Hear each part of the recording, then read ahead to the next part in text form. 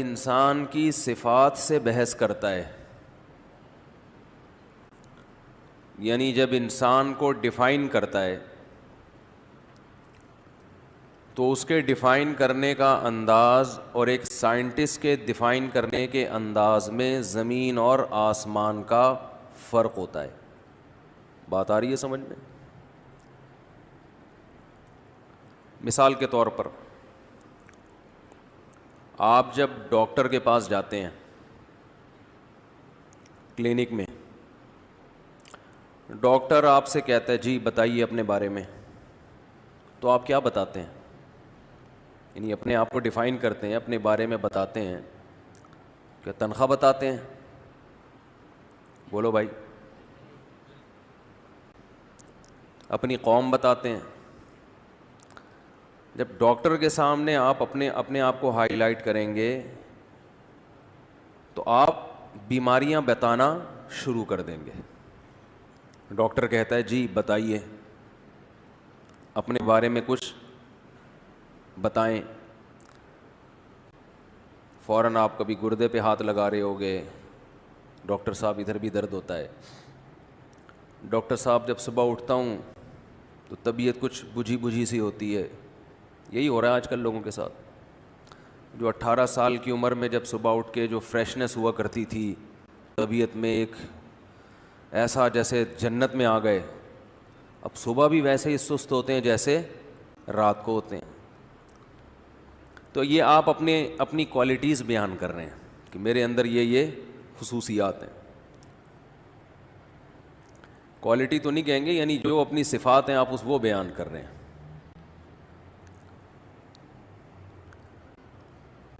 اگر کسی نے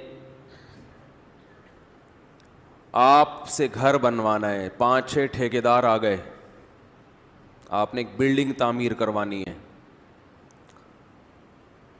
تو آپ پھر ان ٹھیکیداروں سے انٹرویو لیتے ہو، بھی ٹھیکہ ان میں کس کو دینا ہے؟ تو آپ کہتے ہیں ذرا اپنے بارے میں آپ بتائیں، تو وہاں وہ ٹھیکیدار یہ بتائیں گے کہ میری زبان کیا ہے، میری قومیت کیا ہے، وہاں اپنی قابلیت وہ بتانا شروع کریں گے۔ بھائی مجھ سے پوچھتے ہو تو یہ حبیب بینک کی بلڈنگ میں نے بنائی ہے، ورلڈ ٹریڈ سینٹر میرے چھوٹے بھائی نے بنایا تھا، اس طرح کی صفات بیان کرے گا نا وہ۔ کیا ہو گیا بھائی؟ تو میں آج ایتھیس پہ بیان نہیں کروں گا، میں صرف ایک مثال کے لیے، وہ بہت ان کو نچوڑ دیا ہم نے۔ یہ جو کہتے ہیں نا قرآن میں انسان کی صفات جو ہیں، کچھ سائنس کو قرآن نے کیوں فوکس نہیں کیا؟ یہ تو میڈیکل سائنس بتاتی ہے کتنے گردے ہیں بھائی، کھانا کیسے ہضم ہوتا ہے۔ تو قرآن کیونکہ سائنس کی کتاب نہیں ہے، قرآن کا یہ ٹاپک نہیں ہے۔ قرآن نے انسانی صفات میں وہ صفات بیان کی ہیں جو انسان کو دوسری مخلوق سے ممتاز اور جدا کرتی ہیں، یہ بتانے کے لیے کہ انسان کو اتنا فوکس کیوں کیا جا رہا ہے۔ کیونکہ بہت سے لوگ ایتھیس یہ اعتراض کرتے ہیں کہ اس کائنات میں انسان کی حقیقت کچھ بھی نہیں ہے، اتنی بڑی کائنات، اس میں نظام شمسی کی حیثیت ایک ذرے کی سی ہے، اور اس نظام شمسی میں زمین کی حیثیت ذرے کے ذرے کے ذرے کا ذرہ، جیسے ریگستان ہوتا ہے نا، بہت بڑا ریگستان، اس میں کہیں ایک معمولی سا خورد بین سے نظر آنے والا ذرہ کہیں پڑا ہوا ہوتا ہے، تو وہ بھی بڑا ہوتا ہے، زمین کی حیثیت اس کائنات میں اس سے بھی چھوٹی ہے، اور پھر اس پر اتنے چھوٹے چھوٹے انسان۔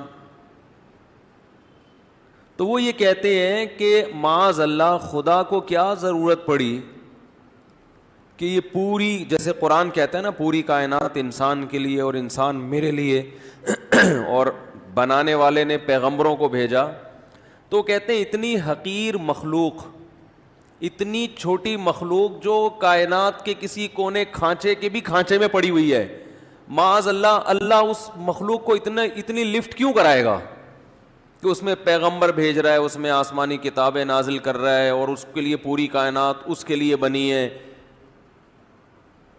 تو یہ کیا ہے, اس کی حیثیت کیا ہے انسان کی اس کائنات میں؟ بات آ رہی ہے سمجھ میں اشکال آ رہا ہے؟ اشکال ہی سمجھ میں نہیں آ رہا تو جواب کہاں سے سمجھ میں آئے گا؟ بھئی یہ تو ہم کہتے ہیں نا سید الانبیاء, تمام پیغمبروں کے سردار محمد صلی اللہ علیہ وسلم انسانیت کے لیے آئے, پھر اللہ نے قرآن نازل کیا, تورات نازل کی, انجیل نازل کی, تو وہ کہہ رہے ہیں یہ تو کوئی اوقات دو ٹکے کا انسان نہیں ہے.